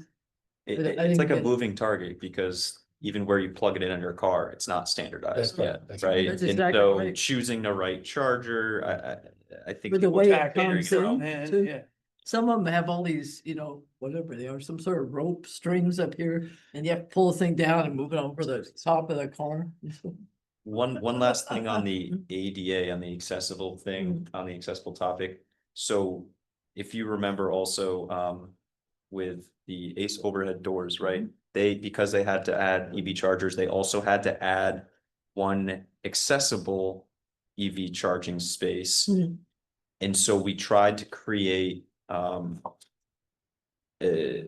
where we tried to have more sensitivity to those lower scale developments where they trigger EV charging. Mhm. And they're not almost penalized, right? Because they're probably gonna double up on, you know, the amount of accessible spaces they need to provide based on their particular development. Mhm. And then having to do an EV accessible space, we didn't want that EV accessible space to be almost punitive to the accessible space first, right? So you're not gonna have to put signage saying only active charging, Right. and then someone with a handicap placard drives Right, in, that- doesn't have an EV car and needs to park somewhere else, right? And so having more sensitivity to those situations was something we tried to capture in this. Yep. That's logical, right? Yeah. Well, yeah, that seemed to be in the big document too, Yeah. that sensitivity. And now it's out here, you can only park for 3 hours. by some- They put this on? Can I, No one enforces it. Well, I know in New London, Not that- they have the public things there, and if you park for longer, they start charging you $10 an hour. Really? Mhm. Wow. If you're there, That's for- a tough town. it's a private company. Now, that was one that I was gonna, it's in the municipal lot. I don't know the elevation of New London's municipal lot, but they have Yeah. public chargers there. Hmm. I mean, it's gotta be, I don't know, it might be above. I don't have my stuff with- I forgot my materials. I'm sorry. How many spots triggers an EV? Hmm. Like what, I'm sorry, I'm gonna have a controversial opinion here. Something like the ACE overhead door development, I don't think needs an EV. I don't think they need it at all. Well, So that's interesting. You don't think that, but But we have to. go by- I know it is what it is, but As you that's know. the state statute triggering that. It's 5% or one, right? Regulation. Yeah. Okay. If it's a new development, that triggers EV. If it's. All new development. Yes, if it's an existing development that you are redeveloping, Mhm. if you disturb more than 50%, that triggers the EV. Right. Is But that that's something all we in might the- want to look at? No, that's all the rules are all in there. No, I understand it's in there, but if It's we're, state law. Then don't, No. that Oh. goes further, That's that out. goes further than the state law. Oh, yeah. That's right. so that's what I'm saying. If we're talking about it, can we talk about that? Because I think that is restrictive on some of these smaller developments. Well, one thing I And would, I'm sorry, but if I'm looking at garage doors, I'm not trying to charge my car while I'm there. no, one thing I think that I would like to know actually is how you actually determine what the number is of slots to Yeah. have. Are they following forecasts of EV sales or something like that? Is anybody doing it, some sort of rational, There- forecast on that? There was, what was the analysis that we scrounged up? It was another town in Connecticut that was doing targeted areas, targeted corridors for EV charging rather than blanket requirements.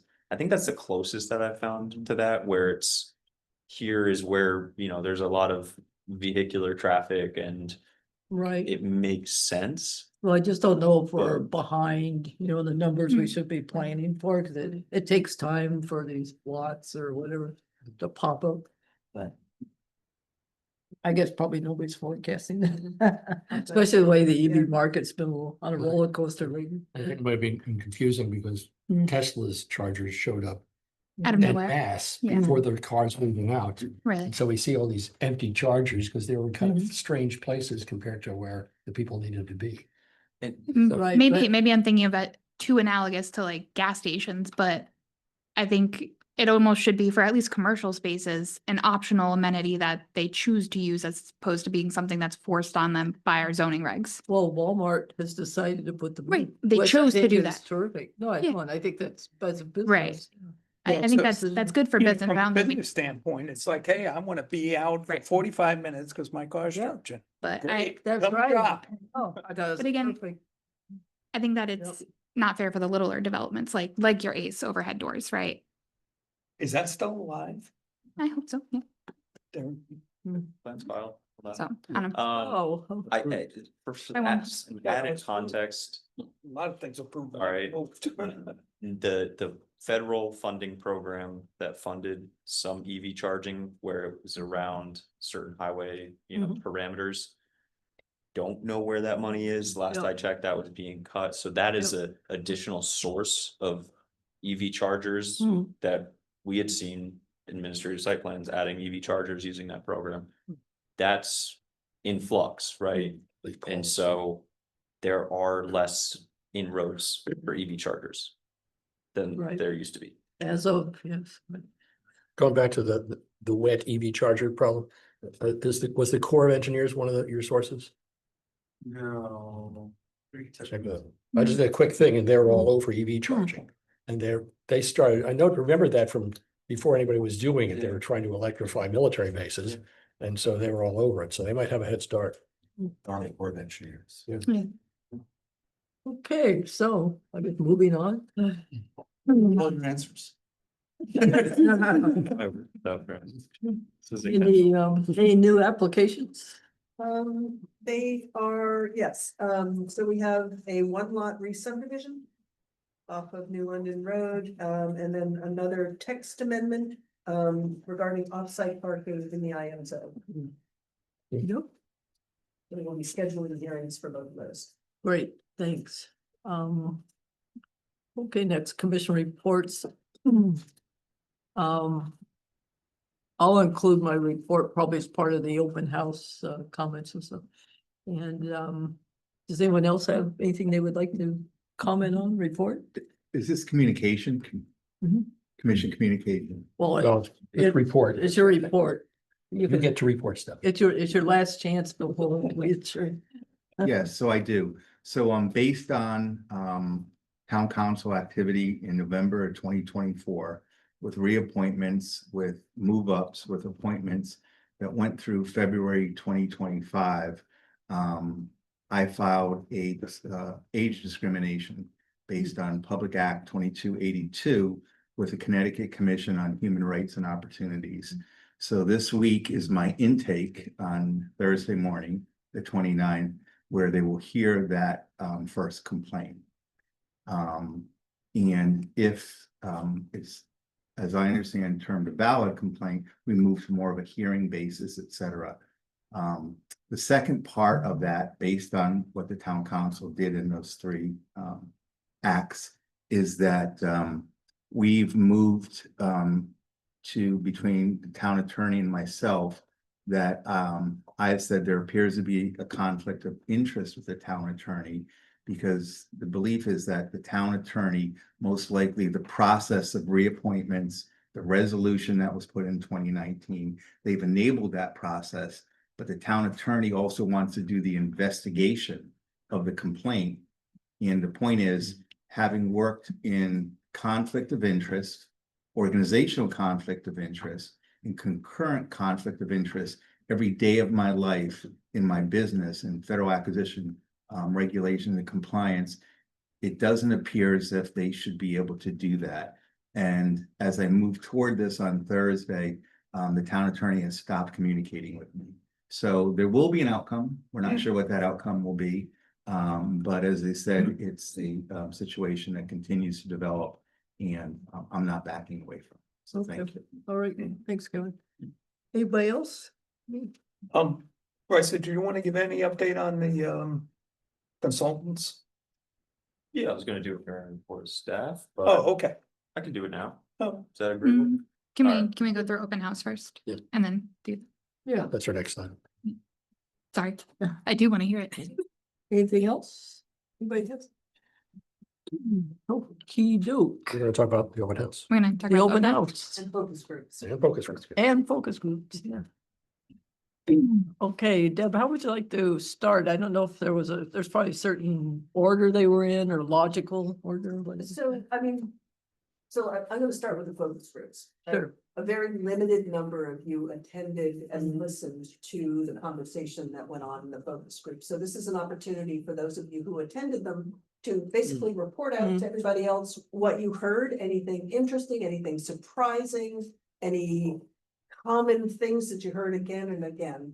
And then we can go over to the open house, and I would imagine, those of you who attended again can report out to a couple of folks who were not able to attend. What you heard. Because obviously that's the sort of input that is going to be considered when you start, when Horsley Witten actually starts doing the plan. Okay, great. And so who would like to start? You did, because I did not, I came unprepared I heard quite a bit. There were zero surprises, I must admit. I had absolutely zero surprises. Except for an agreement across the board at my focus group. What was your focus group, Hal? When? What was the topic? Oh, they were all the same. Oh, they were all the They same. were all the Oh, same. okay. So I'm just happy to be who Oh, was there. that's the 20 questions. that Yep. were- Yes. And so my group had a lot to do with housing and whatnot. So it all sounded about the same. To me. It's just no surprises. So I'll have to come back and add my 2 bits later, but there was no point that said, oh, wow, I didn't expect to hear that. Not a single thing. You Take a reading check. So, please. Okay, and Jeff, Well, we were at the same. Yeah, one. I don't think there was anything unusual that came up, except for the absence of an item, was that people were talking about, I think, the importance of the shore or being next to the water for their own use. But if you really look at it, the business part of of being on the shore is very important. You got a shipyard. Pfizer's came here because of of being on the water in the sub base. And that's a very important part to the town. Is the access to navigable water. But they didn't discuss it. It was just something I just observed as an absence of. Yeah, I mean, Because they really only talk, and maybe they're right, they're only talking about their own faces with it. But it's really important, to have that, maybe the airport type of thing. and Dave and I attended 2 focus groups, and I think you're right, we did not hear anything about marine businesses and access to. And then Bryce attended the other one. Did that group have any? No, you were there. It was No, I don't remember hearing more about it at all. open space oriented, child friendly, Right, outside of the housing discussion. that's right, Yeah. yeah. Yep. So as Horsley Whitman, there was initiative from the DECD going back a couple years now, not TRIP, but something similar where they were essentially trying to create a blue innovation zone right here in like the Groton, New London area. They had all these kinds of plans and everything. They were engaging with the marine industry sector. And I did a couple of projects with them. Is that maybe something that they could look into? They're aware of that. Yeah, they're aware. Oh, Yes, okay. Absolutely, that was Yeah. part of their initial gathering. Okay. Information. Yep. But that'd be interesting to Yep. see Yep. something come out of that, because they did a lot of work through the state there. Right. Anything else? Jeff? No, Okay. Well, I was at the same one, and I have a lot of things. here. I have 3 pages. So yeah, I'm serious. and 2 sides. I was writing big. No, it was really interesting. I thought it was terrific. I really did. And anyway, as I said later, I really thought Jeff did an excellent job because it was a diverse group of experts and representatives and all. And I thought when they got into the affordable housing problems and stuff like that, I thought some of that was really eye-opening, quite honestly, about how many people are really struggling with that. And it's a whole question of how much lower cost housing do we need? And some people are defining that, if you're living, 50% of your take-home pay goes towards your rent or whatever, mortgage and all that. Of course, like I've said before, that's where I was with my first job in New York, 50%. Unusual. Yeah, and you do have a plan, for sure, but it's different when you're, single in an apartment and when you have kids and all this other stuff, cars, the unknowns too, and that's, I think, part of it, things could just pop up. There was a question too about what town-owned property there might be that would be a consideration to put some sort of facility or whatever home that people think is agree that's the way to go. So I thought all those things were really interesting. One was cited in Milford.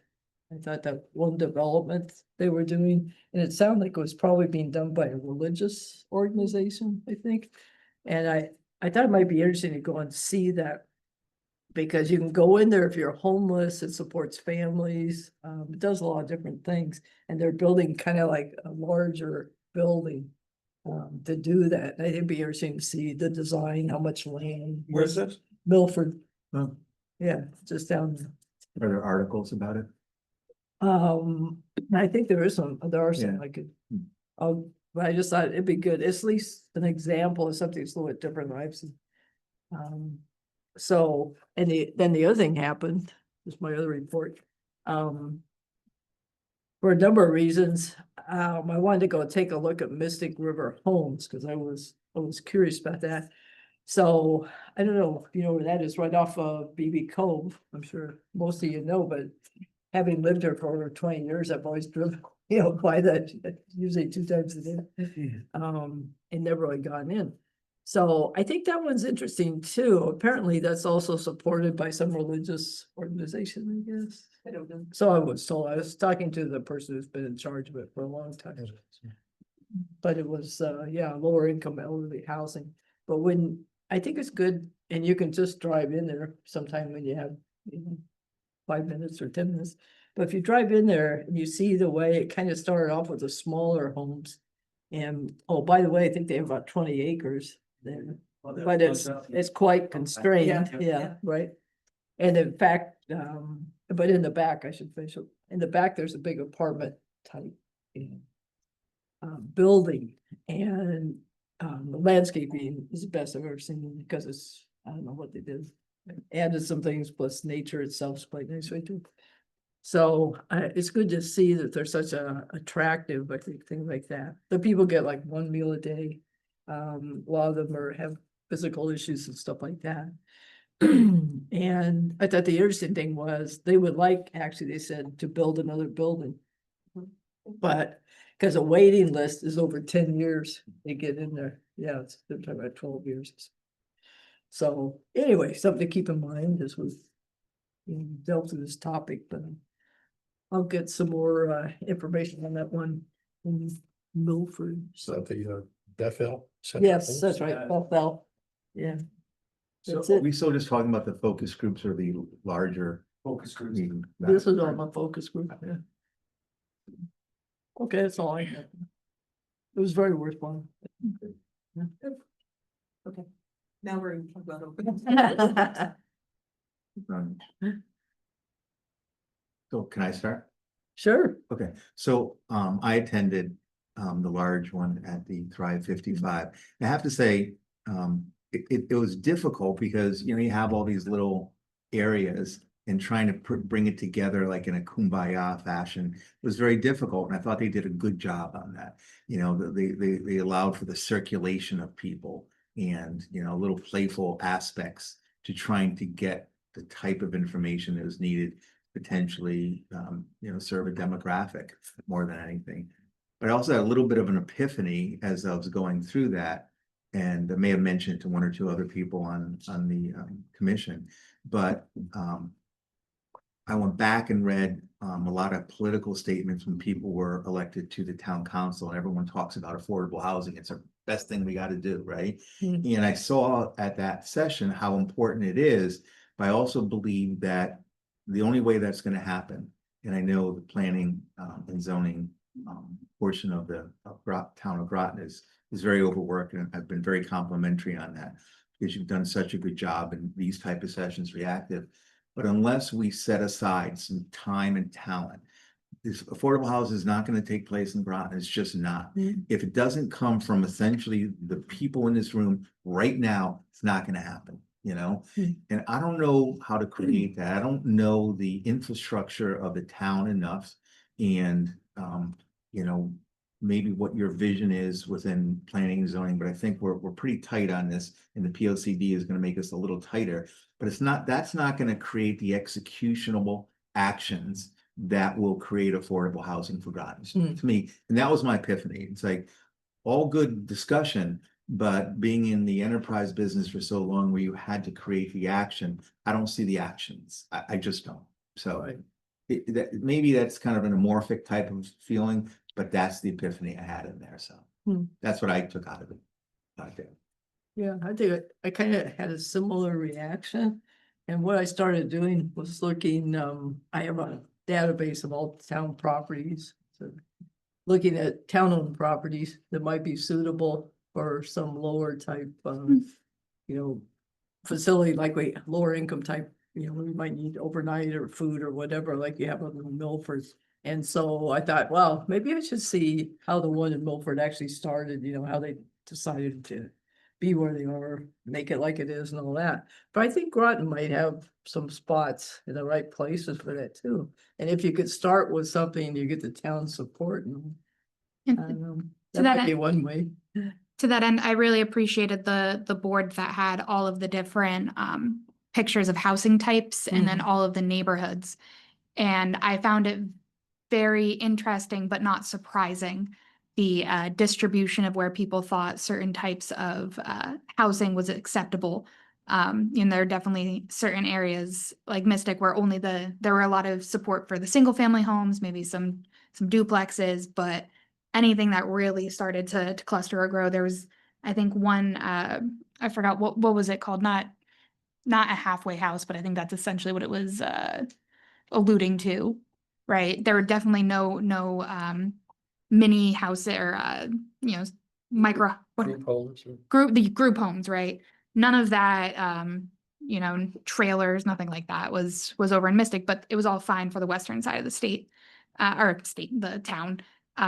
So again, not surprising, but talking about town-owned properties tonight over at the town council, they announced that 300 units are going in at Pleasant Valley if they go through all the purchase and sales with all that, of course. And they're all luxury units. So I think that the idea, and I don't know how expressly it's been, and this is an assumption, but I don't know if this is really the thought coming out of kind of like the philosophical planning department, that we build all these luxury homes, drive people who can afford them there, and then that improves the affordability of existing units that are not necessarily considered luxury. Is that kind of generally the ethos that's out there right now? I mean, that's a one way to look at it. Yeah. It's one, yeah, What It's the- aspect? One of right. the main mechanisms for new affordable housing, right? That's not necessarily federally funded, right? Is through 830G. Okay. And with Groton not being subject to 830G, there's still a menu of options that we could explore, Mhm. but none as obvious, or not obvious, but none as, so profound as going through the 830G process. Understand what we just approved tonight? Yeah. That had efficiency apartment that were tiny. Yep, Yeah. they did. Yeah. They're absolutely tiny, Yep. in a location of town that's just absolutely fine too. Right. So I Perfect. think. Do you know how much those studios are probably going to go for, Hal? No, I don't. Yeah. But whatever the market rate is, and Market if rate. enough Yeah. bigger things go up, then that Saturated. market rate isn't gonna fly. No, So hopefully. That might be. The missus actually made a couple calls and Hmm. we called up a couple other places that are right along Route 1. And believe it or not, there's openings. Hmm. So it will reach a point where saturation becomes like, okay, I'm too expensive. I know even Here. Triton Square, I was looking at those and they're offering the first 2 months free. Yeah, so But they're there's getting a- people to sign up, Really? There's a waiting list. but for them. well, whatever it is, it's. But they have to, that's what it- but I they have to mean, give stuff away. But the thing Sam? is, then 50% of your salary. I, I mean, think the town of Groton, Will reach that point where it. so I right. Yeah. get market scale, but I know supply and demand, I think. But my belief is that Groton needs to create a specific executable, affordable Yeah, plan right. that we mirror an 830 without having to comply to it. We Yep. mirror that 830 for our town to have affordable housing. Otherwise, But we I'm gonna need be all the sitting state here when I'm requirements. 90 years old saying, hey, listen, supply and demand is gonna do it at some point. And my belief is, it's not. It's just not gonna happen. But Bryce, you may have better information. So there's I don't know where the TOD bill is. I think it was being heard today. Yeah. There are affordable elements to that. There was also some really illuminating and interesting tidbits we got from our missing middle housing project Mhm. interviews. Yep. I think the perennial struggle you face, right? If you implement requirements for affordable units amongst a larger mix of market rate units, is where's that threshold where it becomes not so feasible for a developer to turn a profit, right? And that's always what towns are struggling with. There's towns that, don't really care. Yeah. If you Let meet the this threshold, and let the market decide. But it's a larger conversation of kind of where it needs to be to balance. I have a personal, cause my daughter's looking for a house. And when I look at, all these apartments that are going in, it's like the sense of ownership. I really wish that some of these were townhouses or multi-unit, something that it's ownership, Right. and. If we don't do it in this room, we're not gonna do it. It's not gonna happen, Brian. Again, That's we what- can't tell a developer that he's. No, gotta we're do not telling something. the It's a developer. Private piece of land. We may have to zone our way to affordable housing. This is my point. I mean, the thing is, in the 50s and 60s, we did it by allowing, I'll say like, the Winthrop development there. Project 9, I don't know if you're across from Oleo's. Yeah. So you're looking at 1,000 square foot houses, slab on grade, Mm. simple, 3 bedrooms, 1 bath, that's what, right? Small lots. Mhm. It's hard for a builder, I think. I agree. Make money, put in a road, put in the sidewalks, all the Wow. lighting and everything else, and build that kind of a house. You've got to up the. Yeah, when they can build a So- $500,000 house and make a hell of a lot more. No, but you things have changed too, in that in the fifties, say the builder would come in and they wouldn't put in a road that would meet our standards. And that's a lot Yeah, of no, that well, stuff is that caused. also, yeah. No, that's what's caused a big difference. And you had all Farmer Browns wanted to get rid of their land. Yeah. Now it's expensive land. And those types of things drive it up. Mhm. And also, I think you have transportation issues. That you don't have a good public transportation system. You need the mess. So in those days, you didn't have to have as many cars as you do today. People would walk or take the bus or something. Today, you have to have cars. People didn't do it, And yeah. if you have to have 2 people to work in order to afford a house, that means 2 cars. So that. I think if someone put Things have up changed. 150 houses that were 900 square foot ranches, they would sell them like hotcakes. Well, you say ranches, agree. but Yeah, I but you think the can't 900 build square them. foot houses. Yeah, well, Right, yeah, yeah, yeah. I'm Not just using ranches, I'd that, say townhouses. that's probably the cheapest, Well, you know, if you're building a house, that's about. You could That's build. midway oval, right? I mean, Yeah, you I could think if you build put a down- midway oval in anywhere, Units. but what's the ROI is the You could question, build right? Condominiums. That's or where like the you say, developers are row looking, houses, because you're gonna sell that house once. but they're still gonna be expensive because of all the requirements, construction requirements. It's And- like our cottage houses. I think I like your idea, Michael. I think that comes into the equation once we get the market pricing back down to a more reasonable level for folks and the ROIs there, Or the wage is up. or the wages are up. Hmm. Well, It's 2 sides to well, the. let me, Yeah, indeed, put indeed. some information together on the ones I was talking about, and Yeah. why don't we continue this if we could? Remember the. And any other ideas? Well, yeah, and back to what I was saying about how there seem to be acceptable types of housing in some parts of town, not others. If we're talking about taking responsibility in this room and making it in this room, is it just in my head? Please tell me if it's just in my head. Is there anything in our zoning that is making it so that the southern and eastern end of the town is not seeing the 300 apartment complex going up like they are in the northwestern part of town?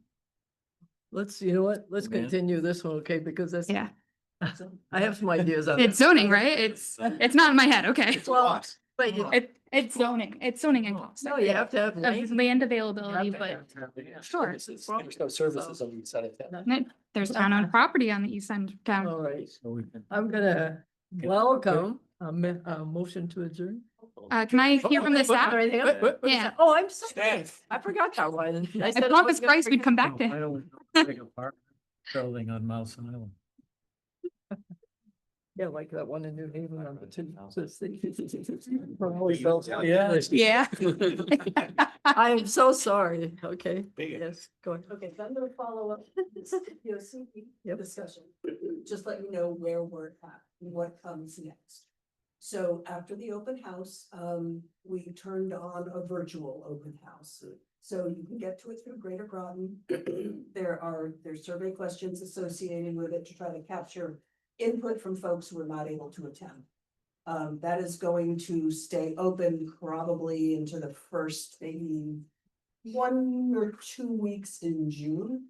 And then it will close. Horsley Witten will then analyze what they heard at the open house, the boards, the sticky notes, all of that, plus what they're getting online, and start to develop basic categories that they're hearing the public being interested in to go into the POC. So you will hear more of that analysis on June 30th at a special meeting. So mark your calendars. As you may recall, this whole project is divided into thirds. first third was the baseline report. We are just finishing up looking at the revisions that will go up online next week. Second one is actually the plan, Mhm. which they will start doing once these surveys close. And then the third is the implementation plan. Mhm. So at any rate, June 30th is when we're first going to start thinking about the themes, the pillars, what all the public wants to see, what all you want to see in this plan. Will they have some idea like on what they're seeing as the pillars so far? They will, yeah. Because I think that would help, then all, we could all say, oh, you're missing this. No, or- that's exactly right. That's exactly right. We We'll have do that time. once the survey, what time? What time on Thursday? June 30th. We don't know yet. We have But more than likely earlier than 7 o'clock. Yeah. Did you want to mention Corinne's page?